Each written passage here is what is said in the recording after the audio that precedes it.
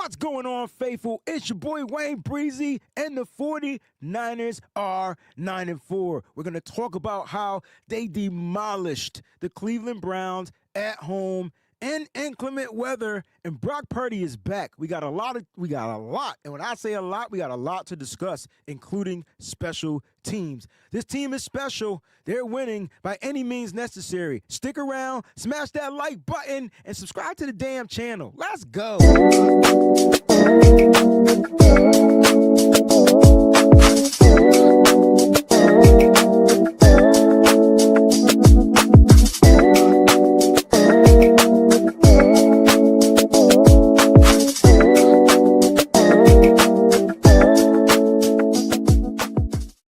What's going on, 49er faithful? We are touching down right now, day after the massacre in Cleveland. That's right, the 49ers, man, they definitely did what they came to do. You can see the title of the show, Get At Me, Dog. They showed up. They were dogs all over the football field, offensively. They were dogs, but they weren't the big dogs offensively. Defensively, though, we're going to talk about the type of dog they were defensively. I mean, it's a right? And then special teams showed up again. Welcome to the show, faithful. Give yourselves a round of applause for being here on this Monday afternoon.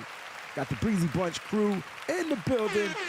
We're going to do some early show shout-outs because we're a live show. I'm going to shout out the members, you know, because that's who they are. They get shout-outs. So if you want a shout-out, become a member of the Breezy Bunch crew. You can do that by just clicking on that join button. Don't forget, guys, smash that like button if this is your first time watching the show and YouTube just happened to recommend you. Like, who the hell is this? What the hell is this? This is a 49ers show, all right? And we talk about the 49ers here on the Wayne Breezy Show, as well as other sports topics, but mainly we stick to the Niners. All right, so definitely go ahead and like, subscribe to the channel as well. And again, you can become a member of the Breezy Bunch crew by just clicking on join for the low. It's the holiday season. 'Tis the season to be jolly. Fa-ra-ra-ra-ra-ra-ra-ra. Make sure you give a gift of a membership. It'll be really cool for other members to take advantage of some of the cool perks that we got going on. Shout out to everybody listening to this on Apple Podcasts and Spotify podcasts and all that stuff. I appreciate your love, your support.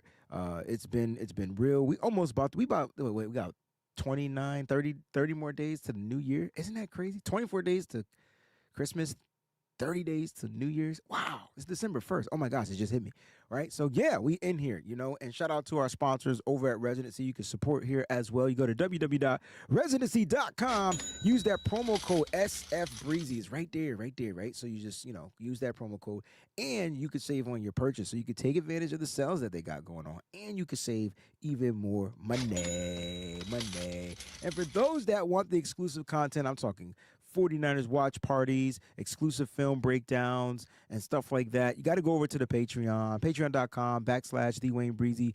Better perks over there for sure. And so check them out, man. I like creating film videos. I'm going to catch up on all my film stuff this week, being that this is an off week. The Niners made it to 9-4 for their bye week. What a story. I can't wait we're going to talk about this, right? Because the Niners are literally 9-4 during the entering their bye week, week 14.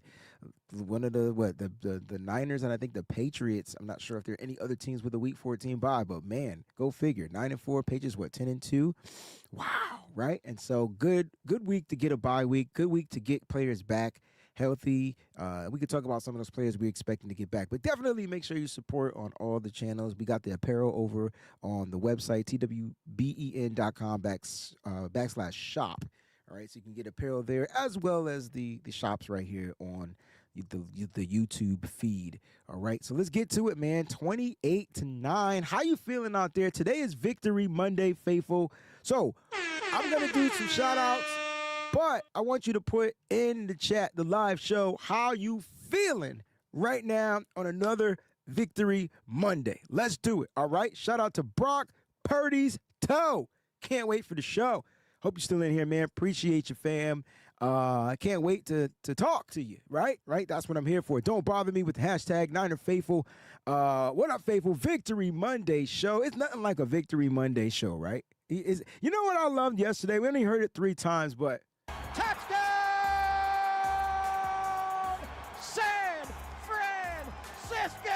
Man, it's nothing like hearing that touchdown victory chant, right? Like, it's just me. Maybe it's just me. Boats, 1980 in the building, man. He also said, what a win.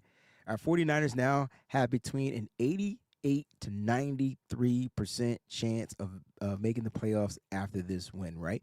Now, look, the magic number is 10, and the Niners are one away from that magic number. So we could talk about that. So the magic number is 10, and the Niners are one away from that magic number. 10, they're getting in, right? 11, oh, we cruising. 12, good luck. And why do I got a feeling the Niners are going to go 13-4, which would be my season prediction? If we go 13-4, I'm knocking cats out. Real talk. You feel me? If we don't go 13-4, okay, it's cool. We missing some fit. We missing some folk. You know what I'm saying? We missing some folk. Brock Purdy Toe says, we ready. We ready. We ready. You know the rest. All right? Yeah, let's go. Stephanie Neal, 3276 in the building. Those sound like, yeah, 32. I don't know. YouTube making up numbers. Anyway, good morning, Favo. Feeling good on this Victory Monday. I like that. It feels good on you're on your Tony stuff right now. 49er Jeff Victory Monday. What's good? Brandy in the building. Hey, Breezie and Favo. Congrats on the win. Shout out to my girl, Brandy. You are amazing, and your team is probably going to get their ass whipped tonight by the Giants. I just got a funny feel because the Giants play the Patriots like no other. All right, here's the perfect prime example. I know you're going to be mad, and it's okay. I'm just a realist. The Chiefs own the Niners like the Giants own the Patriots. Tell me if I'm wrong. Put it in the chat. Let me know if I'm wrong. But that's a great correlation, right? Because we can't stand the Chiefs, just like you can't stand the Giants. We can't stand the Giants neither because we go way, way, way back. Shout out to everybody on Facebook too, man. Shout out to you guys over on Facebook, X as well. Alejandro, what's going on, baby? I see you out there, man. It says my mic volume is low. Oh, you waited all this time to tell me that my mic volume was low. No problem. I'm about to turn it up. So get ready. We about to be on our bus. Turn it up, turn it up, turn it up. Bam, bam. Now it's louder. I know it's louder. See, what happens is Bleacher Report settings change my whole settings. I could have swore last night before I got into bed to change my settings back, but I didn't. Niner Faithful, let me know if the mic volume is back. All right, let me know if the mic volume is back. Now, T-Jack, you my dog, right? I ain't gonna give you no shout out because you're not gonna come in my chat with this Ohio State bull, right? Now look, we weren't even supposed to. It wasn't even supposed to be a game, and it wasn't. It wasn't supposed to be a game. Y'all supposed to win. Y'all knew that. Y'all the best team in the country. All right. So kudos to being the best team in the country. That's all you're gonna get from me. All right. So enjoy it. Enjoy it. Enjoy it. Jack Knox in the building. She's gifting memberships. Ooh, we baby. Am I super loud now? You told me to turn it up, and bam, it came through your screen like, oh, snap. My voice is Busta Rhymes animation level all the time. So when you don't hear that, it's a problem. All right.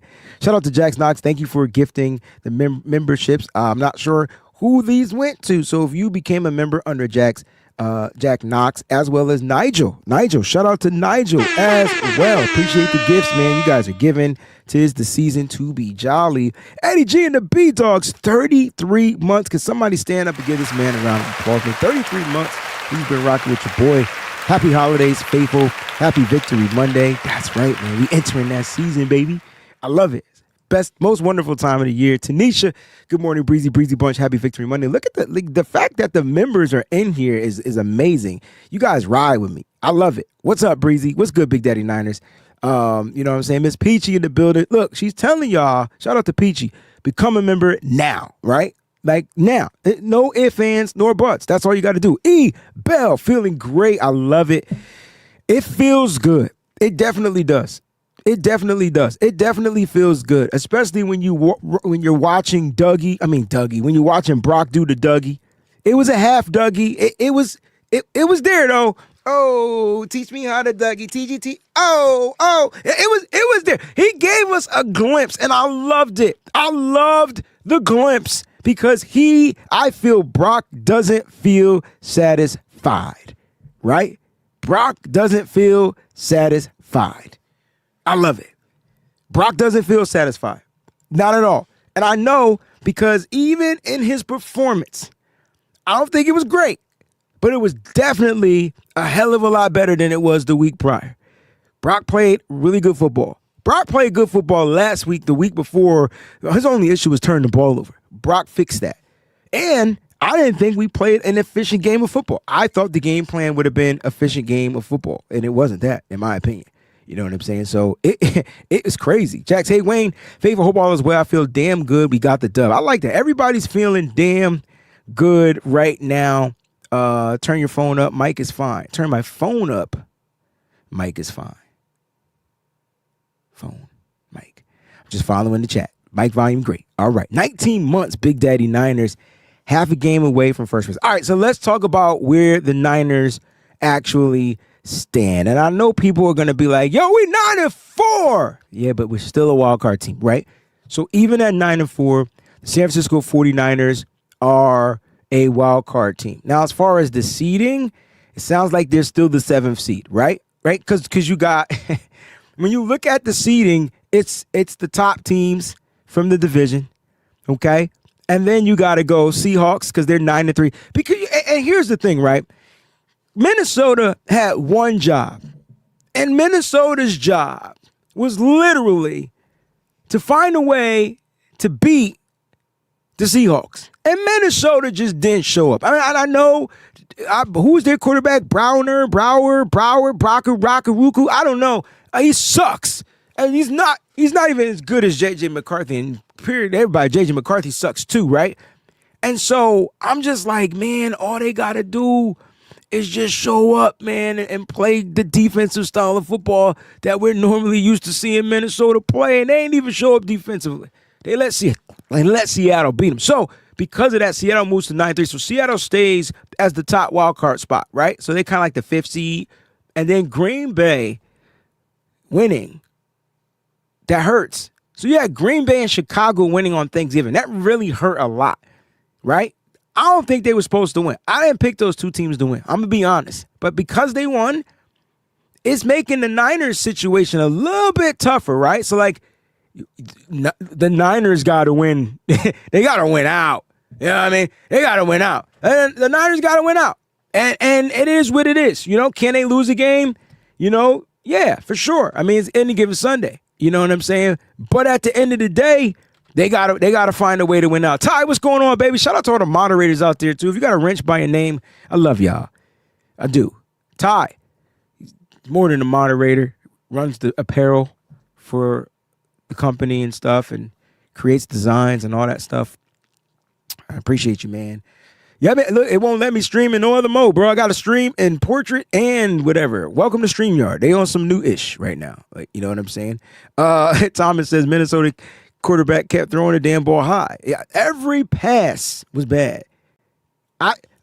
And look, at this point, man, J.J. McCarthy would have been better. I think he would have gave them a better chance. And he not good. I know GSU. I don't know why GSU for Life shows up to my shows, but he always shows up to my shows. And he shows up to let me, to be a reminder. Be a reminder. I see you, bro. I see you, fam. Matthew, what's going on, baby? He says, we have to beat the Hawks. So, like, you know what? You're right. Because, A, you got to beat them for the simple fact that they're your rival, right? And so you got to beat them. You know, we only lost one game in the division so far.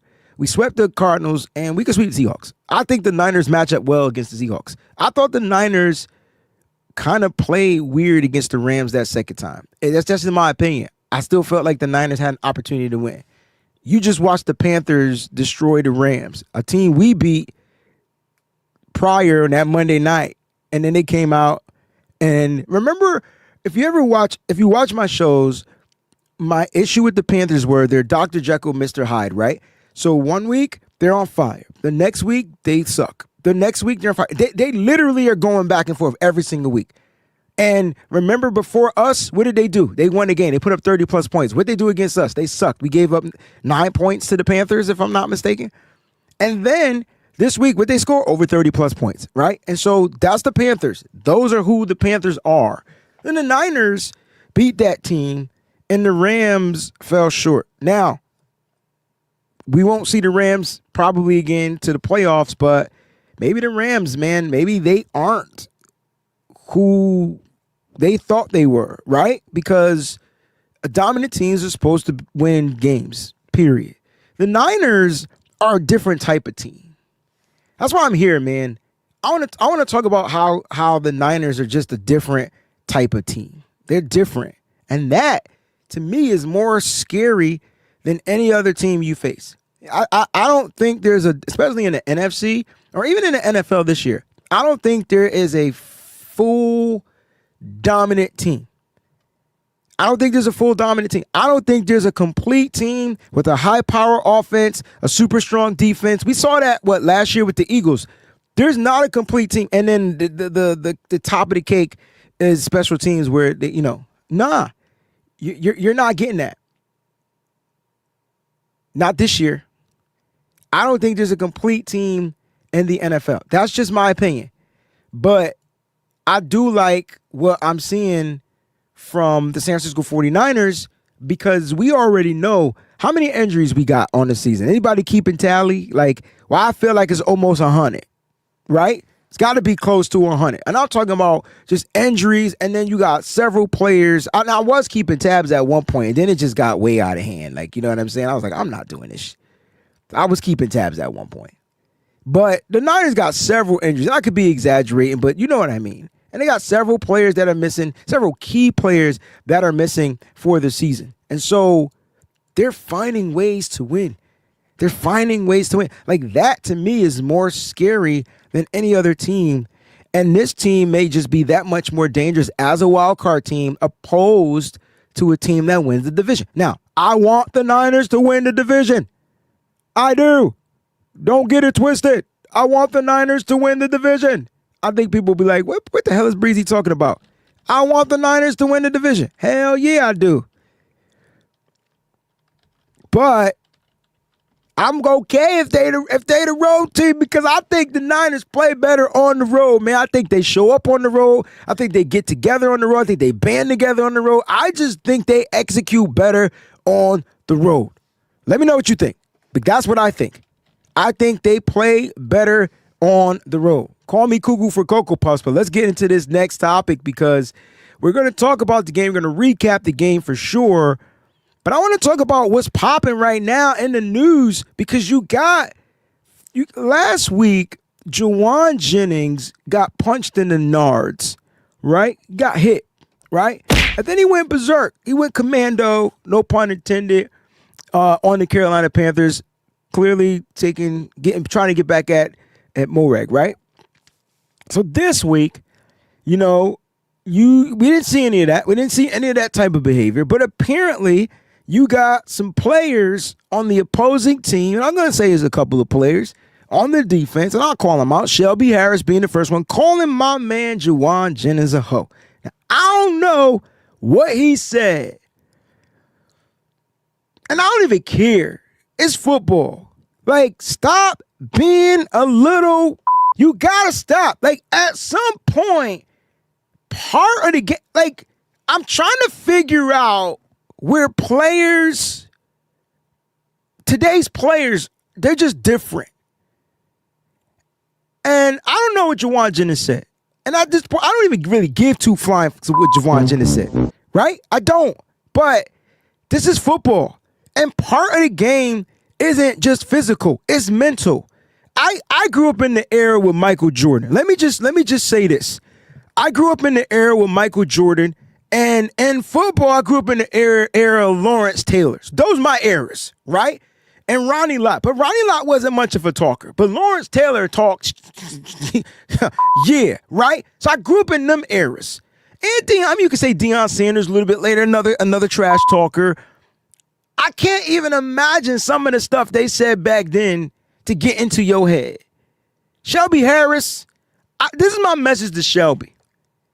Your ass was bent over on the ground, grasping for air at least twice. You slowed the game down 2 times. Get your fat ass in shape, dog. If you gonna play football and complain about what another man is saying to you, and you as a non-motherfucking factor on your team, man, shut the fuck up. I don't understand why you even brought that to light. If he didn't hit you, if he didn't touch you, if he didn't spit on you, why you disrespect it? I grew up in the era where they said sticks and stones may break my bones, but words, they'll never hurt me. Somehow that's gone. Now, I'm not saying that makes sense, because I don't think that makes sense, because words be hurting, but come on, man. You got to know that this is a game where cats trying to get in your mental, bro. And you a defender. You should be the one talking the shit. And then you got Myles Garrett. And let me just tell you about my Myles Garrett. You know what I'm saying? He was not washed by the time I was watching football. Trust me. I watched Lawrence Taylor injure some things. Anyway, let me just say this, right? I respect people and their goody two-shoeness, for sure. But Myles, bruh, you got upset because you said that the quarterback, was it Mason Rudolph, called you the N-word. Like, you stomped on this cat. You literally took your cleat and literally mud stomped on him. Like, oh. I don't know. Me, biblically, man, I go back to, I'm a Bible guy, right? Man, he who has no sin, let them cast the first stone. Myles, shut the fuck up too, bro. Like, you got one sack in a game, you know what I'm saying? And you pretty much was a non-motherfucking factor too. I'm going to say it because the Niners put up, you know, they put up some points. So the defense for the Cleveland was non-factor. And I know because I got y'all defense in fantasy football, and I don't even want to know how many points I got because y'all ain't do shit.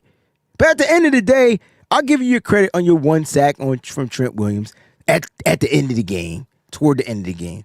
But, bro, like, these just words, man. Y'all mad because Jauan Jennings getting underneath y'all skin? I don't know. He didn't just use his helmet, bro. That cat stomped on him, hit him with the helmet, like, literally tried to kill the quarterback. I want to say it was Mason Rudolph. I probably got the quarterback wrong.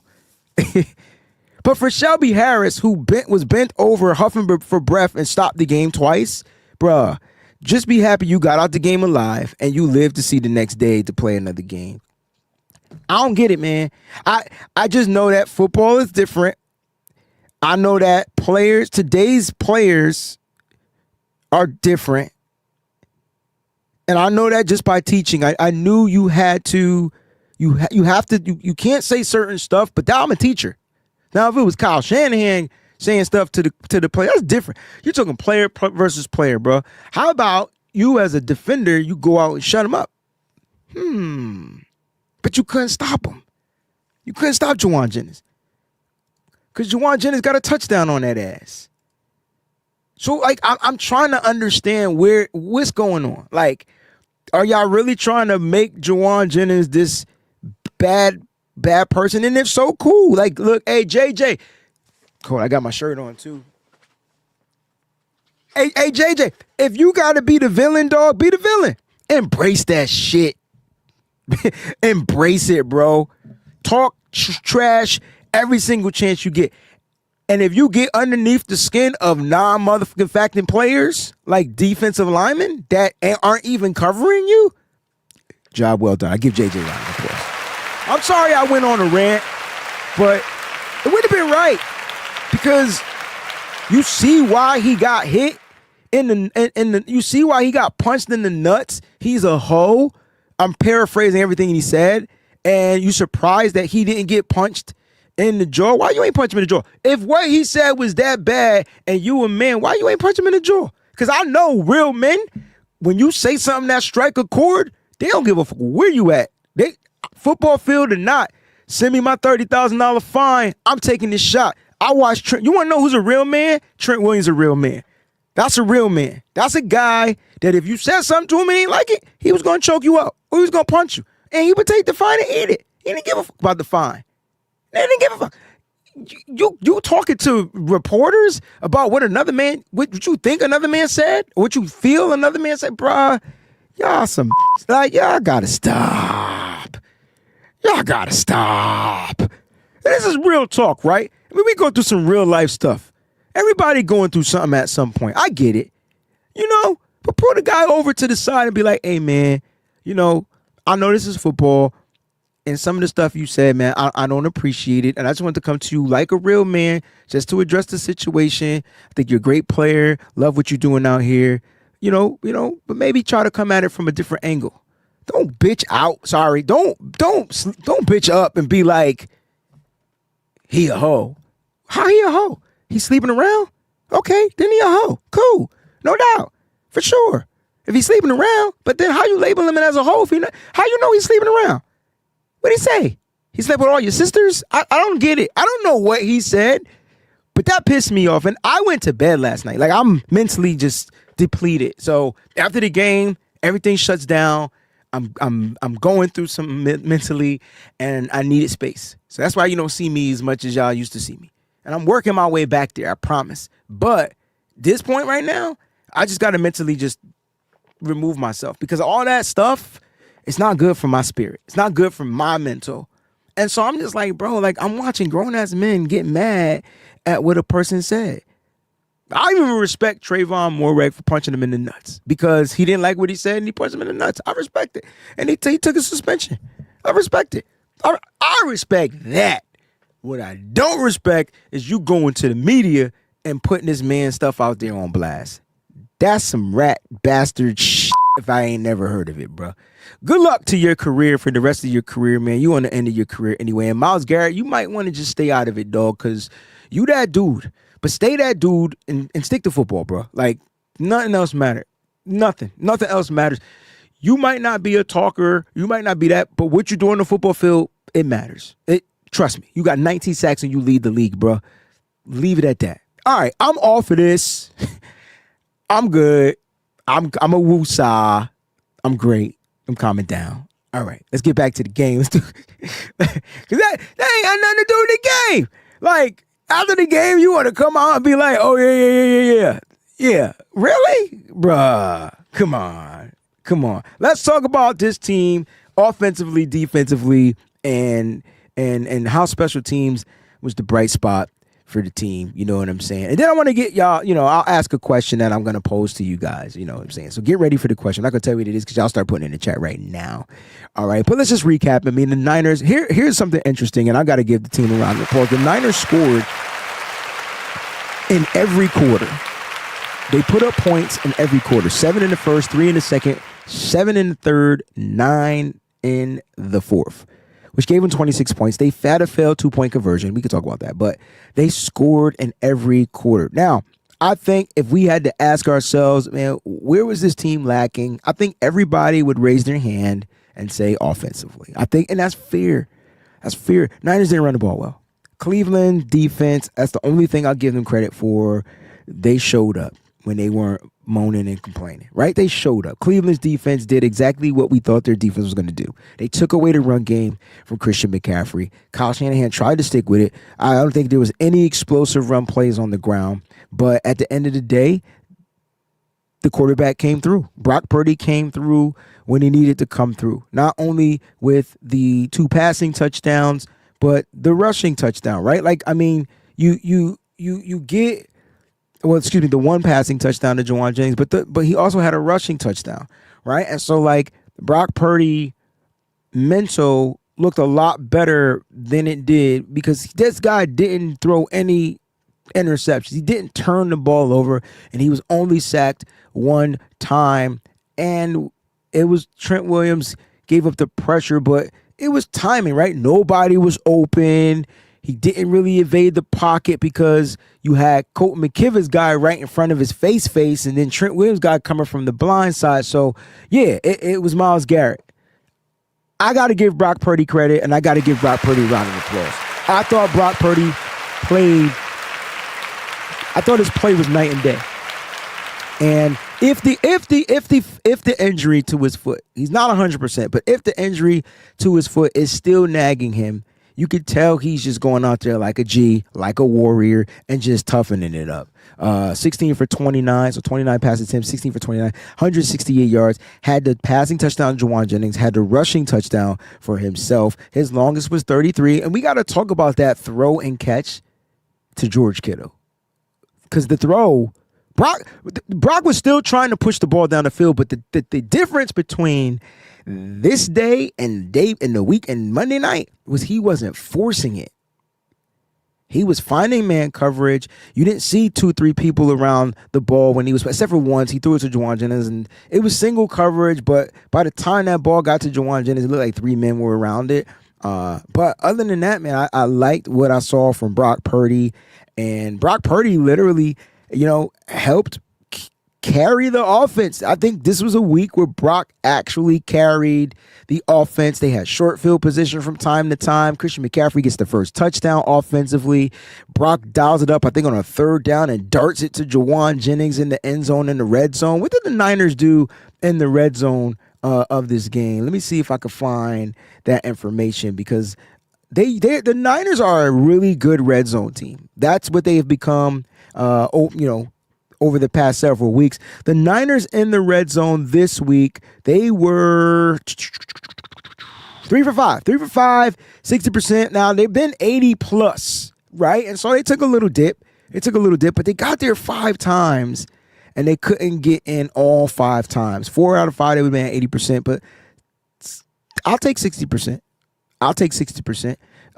So the Niners offense to me was probably the weakest link. They got opportunities and they couldn't capitalize off of them. Not every time.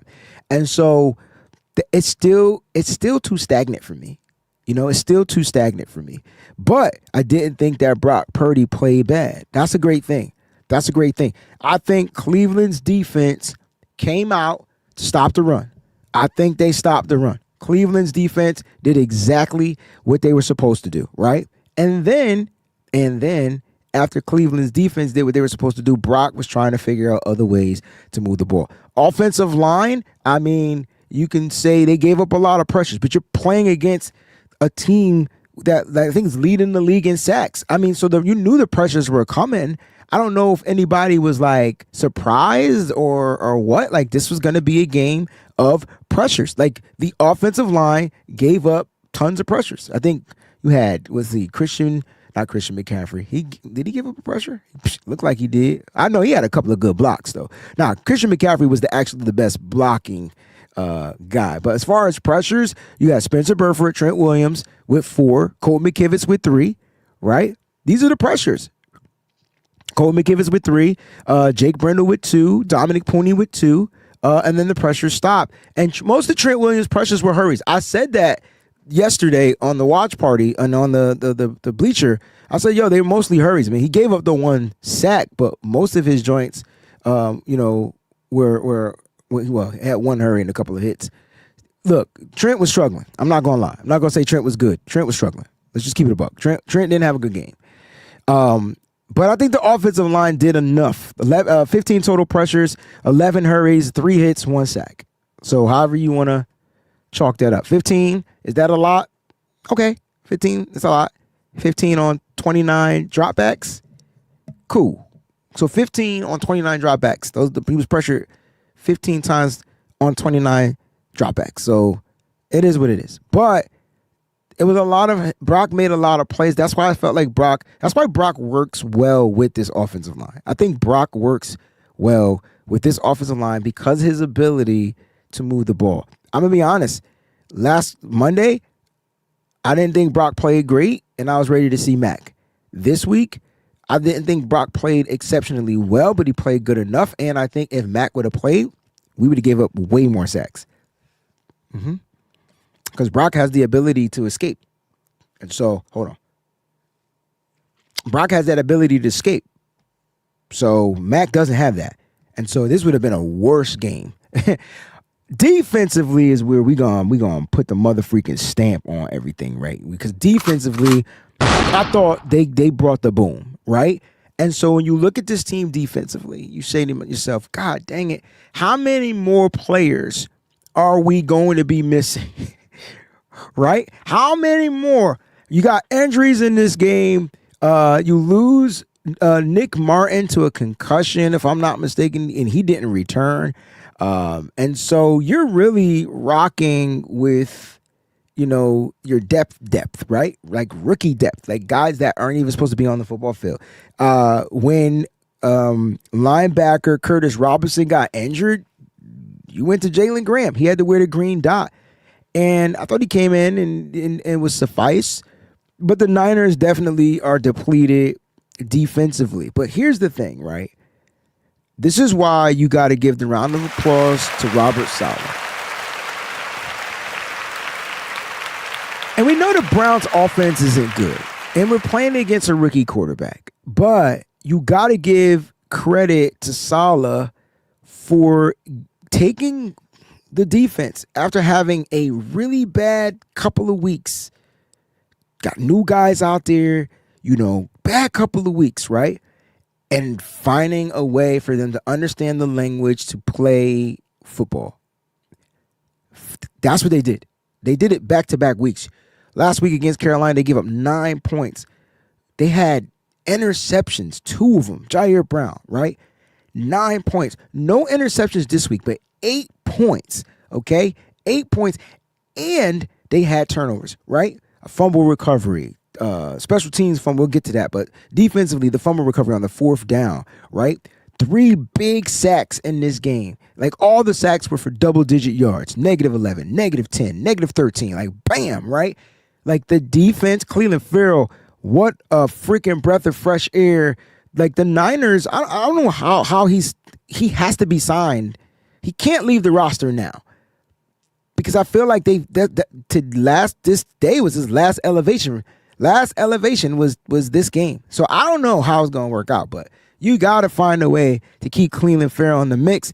He's that kind of key piece you're going to need. He might not produce every single week, but man, this kid is finding ways to turn up. You get what I'm saying? Not 1, but 2 sacks. You finally getting that production from Keon White, the trade that you made from to the New England Patriots. He's getting sacks. He's getting into the backfield. You're getting tackles for a loss. I do want to focus on how well I thought the defense played, though. Now, areas that they still struggle are going to be missed tackles. So trust me, I'm bad. Missed tackles is bad. That's fundamentals. Some missed tackles you can kind of understand. I think Jair Brown had a couple, and we're going to check. But the missed tackling, 15 missed tackles in this game. That would probably be the weakest link of this 49ers defense just moving forward. Too many young players. Probably why you're getting missed tackles. Upton Stout, 3. Malik Mustafa, 2. Jair Brown, 2. Keon White, 2. Curtis Robinson, 2. Alfred Collins, D. Winters, Jason Pinnock, and Demo all had 1 missed tackle. You total it all up, you get 15. The Niners got to be better because you're going to play better teams.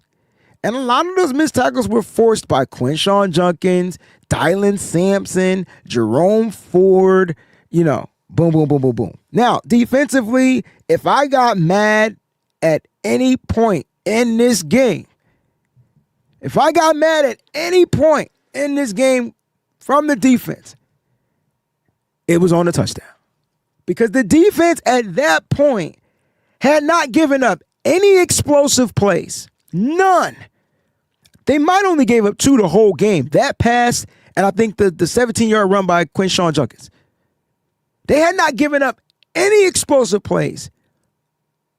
And when you watch the game and you see Luke Gifford lost, I'm like, bruh, he's got to be the worst coverage linebacker. As a matter of fact, Luke Gifford played. I usually don't do this.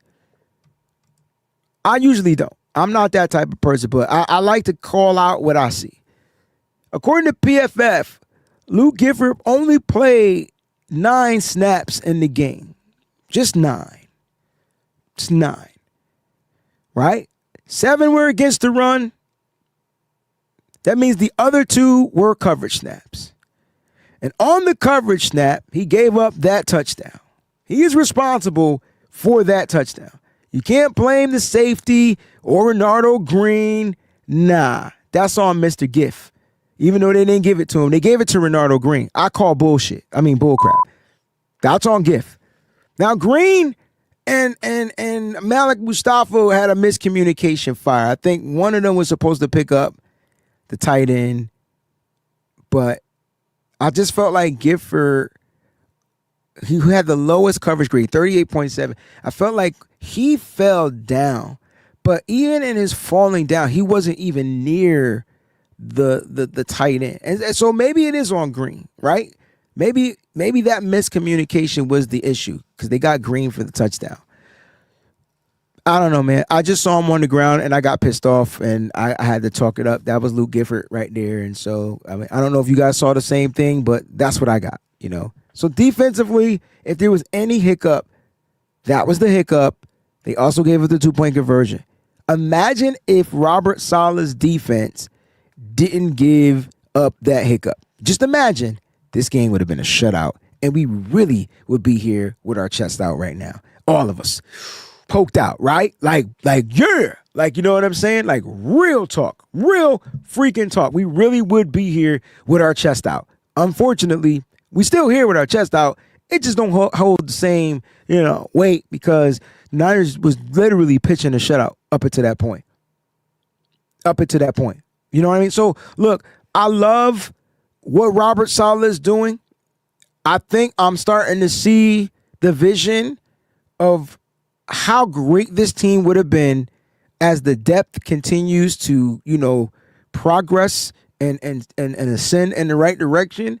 But now the depth is the starters. And so, like, it's just like, oh, man. And so now your rookies and those other guys got to be the depth, and they're starting to get along with the program. And so, look, our next game defensively, you got to defend the Tennessee Titans, you know. And I think it's definitely a winnable game.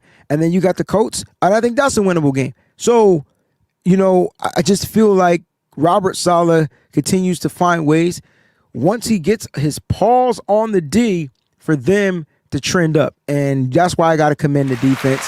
They gave up 8 points. That's 17 points in 2 freaking weeks, y'all. 17 points in 2 weeks from the defense. You gotta stand pat. Let's talk about special teams because I know everybody's like, yo, special teams. Yo, special teams had a 90.2 grade per PFF, and they've probably been in the 90s, you know, for the past couple of weeks. Special teams is, you know what? Let me just see if I can find that. I want to be careful. Okay, so here we go. Special teams has been playing really freaking well. And you got to look at Brent Boyer and you got to say he was allowed to get rid of play. He gave people chances. He got rid of players he didn't want. I'm going to start with I'm going to start with the kicker. I'm going to start with Matt Gay. I'm going to start with Matt Gay's 2 field goals, 25-yard, 31-yard field goal. The 25-yard gave us a scare. It sounded like he was kicking in the wind and that junk kicked in, out, and then back in. I don't know how it went in, but it went in. We got the points. But you got to commend, because we all scratched our head on the Matt Gay pick, right? Like, we all scratched our head on that. And I think when you look at the Matt Gay situation, you were just like, why are we going to pick up somebody that just got released, blah, blah, blah, whatever. And I think that's just the way the game goes. He was fresh. He was kind of fresh and warmed up at the same time. It ain't like he had to come in and get loose. We did that with Eddie P. Eddie P was the guy that was sitting on the couch. I wouldn't be surprised if Eddie P don't come back to Monday Night Football. I think right now you got another kicker that can be elevated one more time. That would be the Tennessee week. You elevate him one more time, and then come Monday Night Football, you bring back Eddie P, and you're hoping the hamstring isn't going to affect him moving forward, because I really feel like when it came to the other kicker we had, Jake Moody, after that injury, he was just never the same. Like, never the same. I'm not saying he was great prior to injury, but after the injury, he was definitely never the same. I think Eddie P has a totally different mentality, different build, different makeup. That's a whole nother conversation. But we'll see what happens with Eddie Pinheiro after the bye week. I think the Niners are going to give Matt Gay one more opportunity. That's just my opinion. And we'll see how that pans out. But special teams, it starts with the kicking, because you're seeing no loss there. You're seeing no loss. You're getting opportunities, and the kickers are nailing the opportunities. That starts with the kicker. That's on the kicker. Let's get to the return game, because I think that's where we are, right? We're at this point in life where we're itching for a special teams return. And I can tell you, it's coming. I promise you, it's coming. It's coming. Shout out to all the members of the Breezie Bunch crew out there, too. It's coming. I promise.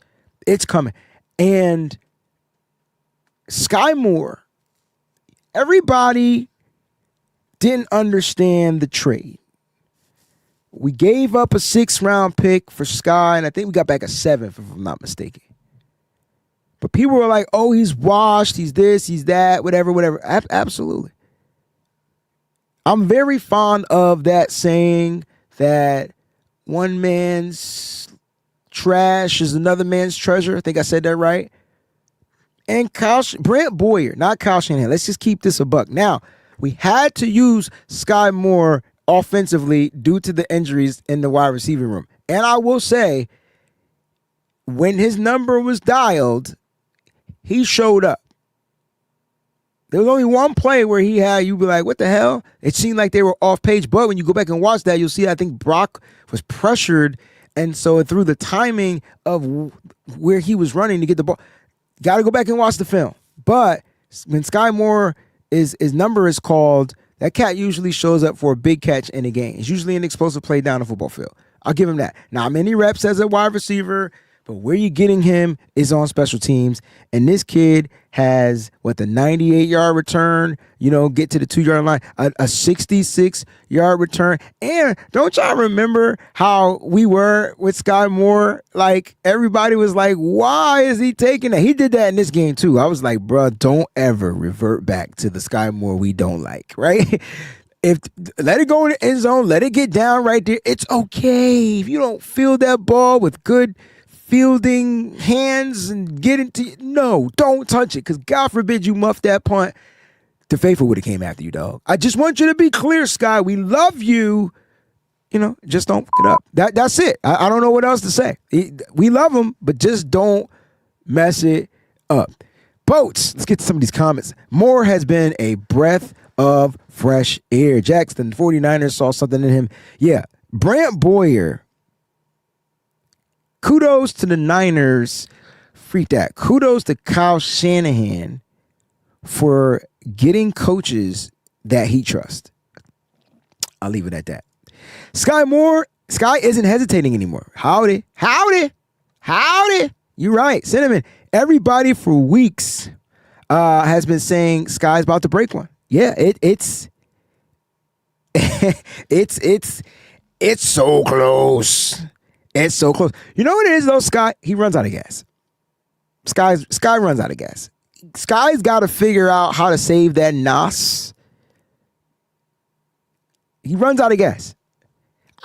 And I'm going to give Cleveland, look, I ain't give Cleveland a lot of props, but I got to give credit to where credit's due. You can't tell me that them special teams players didn't take the best freaking angles you've ever seen in your life. They literally ran on an angle as fast as they could to get Sky Moore down. Like that, if that angle was wrong, if the degree of the angle was slightly off, Sky was breaking that for a touchdown. He was breaking it for a touchdown. You know what I'm saying? 49 Jeff, hopefully he scores a kick return TD. Yeah, man. And it's not just Sky Moore. It was Brant Boyer removing Isaac Guerrero and replacing him with Brian Robinson Jr. Brian Robinson Jr. has some 40-yard returns as well. So, you gotta love it. Like, you gotta love what they're doing on special teams. And can I talk about my boy Darrell Luter Jr., because I know a lot of people don't really know much about this kid, but the muff punt situation and being there and getting down, these guys, these players, man, they're getting opportunities and they're making the best of them. And, I'm not going to say that the Niners forced a muff punt, but you got to put some of that into Thomas Morstead's hands, because he's the one punting the ball and he's trying to make sure that the ball has a certain type of spin on it to where you can't field it properly. But Darrell Luter Jr. being down there and being able to recover that to give his team an opportunity after the Niners just went 3 and out, that was big. That was big. So the Niners overall, I thought, played a hell of a game on the road, and it was a well-coached game. We can scratch our head about play calling for sure. We can do all that. Absolutely. Just remember, the Browns literally took away the run. That was their number one goal, bro. Like, if If I was doing keys to victory for the Browns, it would have been to stop the run. Take away the run. They didn't even just take away the run. They eliminated Christian McCaffrey. Christian McCaffrey didn't have a great game. He just wasn't great. He couldn't get going. Like they literally took away the run. I thought that defensive front was a problem. I thought it was a problem. And I'm gonna keep it a buck. That's what we do here. I'm keeping it a buck.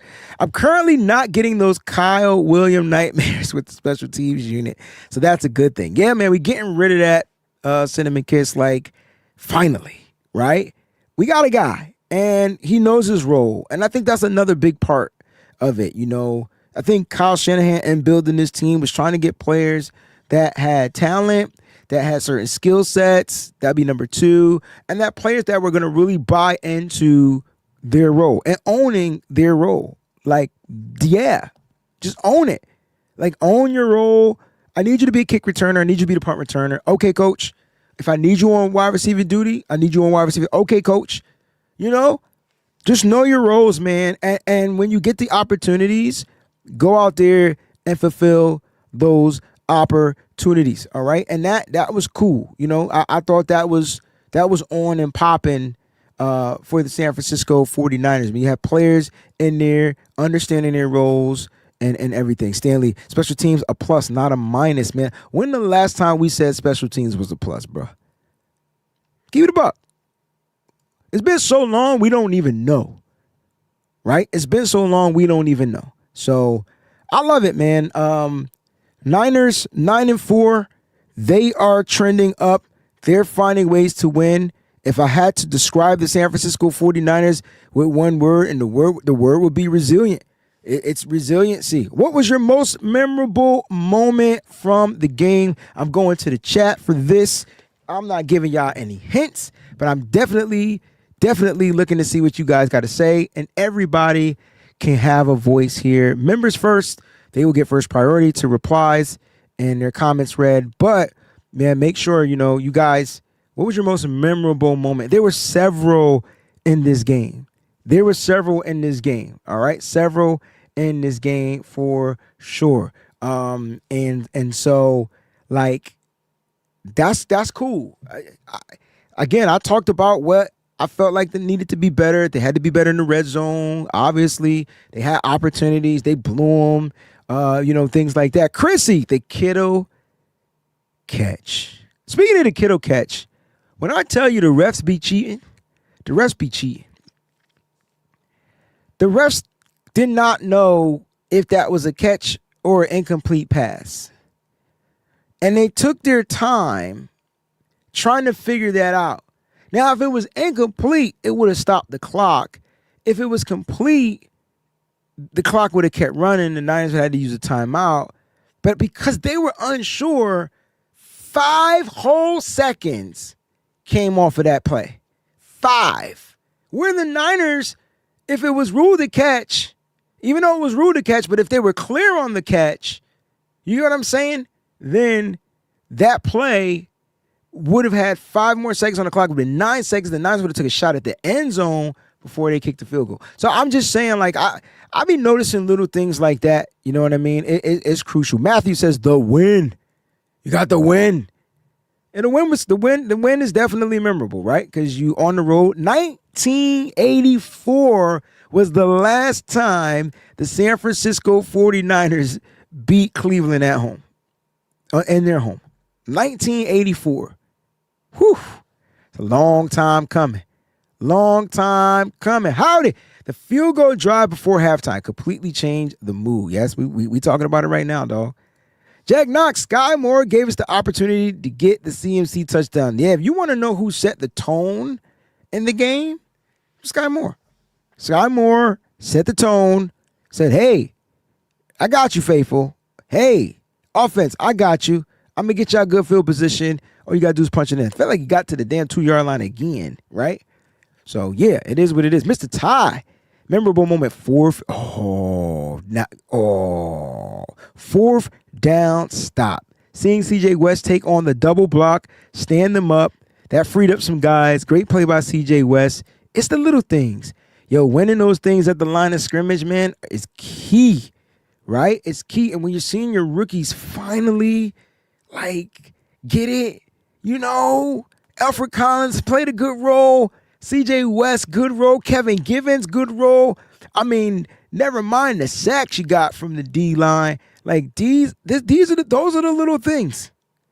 Those little things right there. Those little things that is what you really want to see. You know what I'm saying? Niner faithful, the muffed punt, the Luter recovery. Yeah, man, we just talked about that, man. Like Luter, heads up. I like when players are playing alert. That's key to me. Cinnamon kiss. Purdy's touchdown, and then the Dougie. That was a half Doug too. Like that was a half Dougie, but I loved it. I love that Purdy is showing the other side, the fun side of football. I think Purdy is showing that fun side of football for sure. Fun side of football. All right, I got to some members. I want to get to some people that aren't members that are just subscribers. JJ catch in the end zone from Brock Purdy's bullet. That was a dart. And when he threw it, you knew it was going to be a touchdown because it was a dart. That touchdown, that was definitely memorable. Definitely memorable for sure. So I definitely loved the scores. I loved how CMC was able to punch it in, and he got in so quick, strong, and fast. I was like, damn, who scored? So I like that CMC is continuing to run hard, even with the amount of hits that he's getting. You know what I'm saying? Like, even with the amount of hits that he's taking, like, you gotta love it. You know what I'm saying?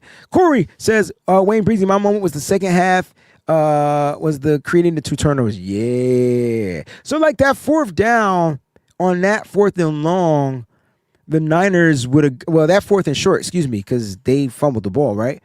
The Niners would have got the ball back regardless because they would have made the tackle. But you got to give, and you know what?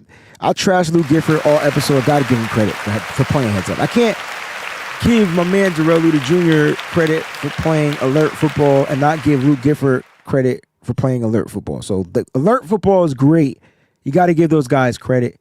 You know what I mean? And so, yeah, you got to give them, you got to give those guys credit. So that's what I got from that. But a lot of memorable moments in the game. If you guys, what was your overall grade for the team? Overall grade. I didn't go over PFF grades. You can find that on my X, right? I posted the top 5 on the X. Offensively, top 5, I believe it was George Kittle. Defensively, it was D. Winters, if you wanted to know who had the highest grades, offensively and defensively. Yeah, those would be your top, out of your top 5 players. But what's your overall grade for the team? All right, my man Brunel, B. All right, listen, B. I like it. B minus. I'm curious to know what y'all weakest links was. Like, what gave you B minus? Because for me, it was like a B because the offense wasn't good. Like, it was good enough to win, but it didn't look good. It didn't look. Not saying it needed to look Purdy. I'm just saying they didn't look like they had a rhythm. They weren't in sync. They got good field position, and they scored when they had good field position. You know what I'm saying? Yeah, that's what I got. E. Knight says 57 can play the run. He's a great run defender. Great run defender. The issue is pass coverage. Navarre News, A- this weekend. They did what they needed to do. D slipped one time. You talk about giving up that explosive play. I agree with you. B, from Max Samuels. All right, we got a lot of B's. You know what I'm saying? Stanley Harris, the Purdy touchdown because the toe is feeling better. Yeah, I don't know if it's feeling better or not, but man, it looked like it was feeling better for sure. He's going to get a whole week off to rest on that toe, too. That's kind of crazy. Jerry with a B plus from Corey, special teams A. Offense was trash in the first half. I didn't want to say it because when I say trash, people get such a negative connotation from when I use the word trash. So I didn't want to say it, but I'm glad you said it. Here it is, Max. When I talk about, this is what I was talking about earlier on the show. If you missed the show, I was trying to tell everybody, the Cleveland Browns defense was for real. Like, the other defense that we played that can match what the Cleveland Browns did was the Houston Texans. We lost that game. I don't know if y'all remember that. We got beat. We didn't lose this game. We did not lose this game.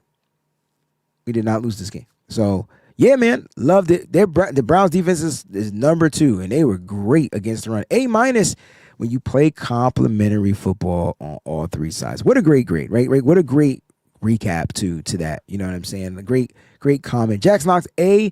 Tanisha, A+, because we finally won a game in their stadium after all those years. Plus, it was a morning game. It was an early afternoon game for us on the East Coast, morning game for you guys out there on the West Coast.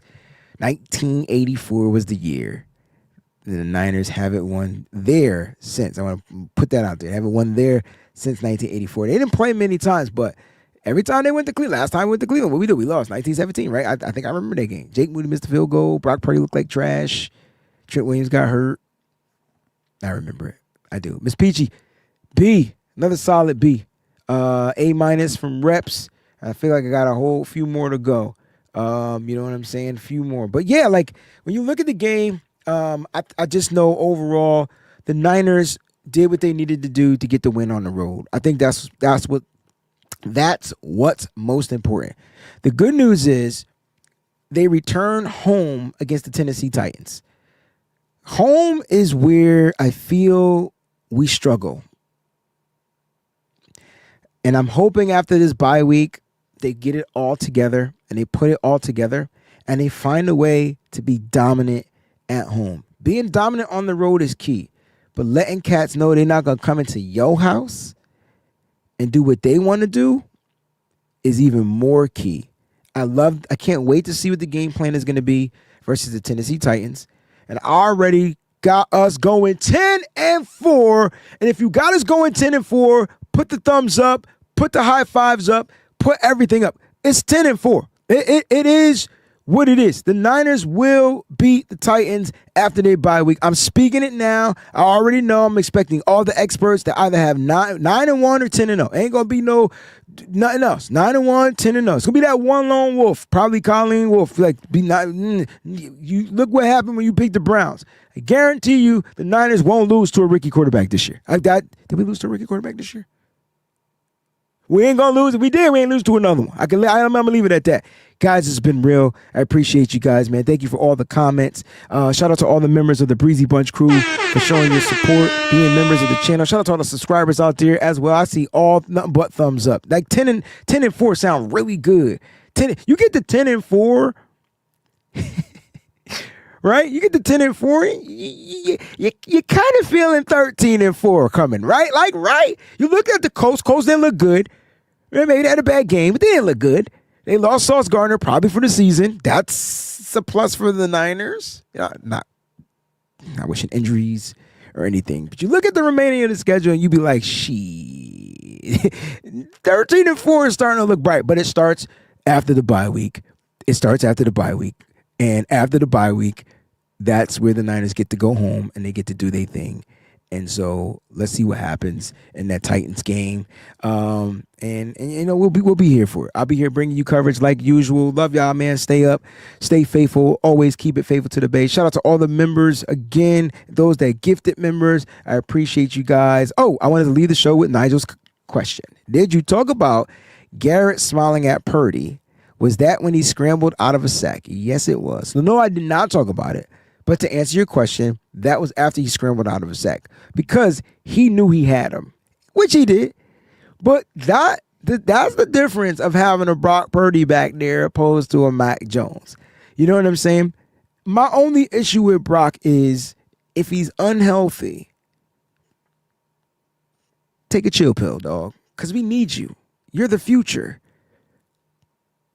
They're paying an insurance plan for the present. And so that was my only gripe. If Brock isn't healthy enough to play football, take a seat, let Matt come in here and do it, and we live with what we get out of the insurance policy. But if Brock is healthy and he can go out there and play, man, I'm all for it. You know what I'm saying? Definitely all freaking for it. Love y'all. Keep it faithful to the Bay. We out. Peace. What's up, faithful? Thanks for watching. Hit that like button. Don't forget to subscribe, and make sure you check out some of the other cool videos.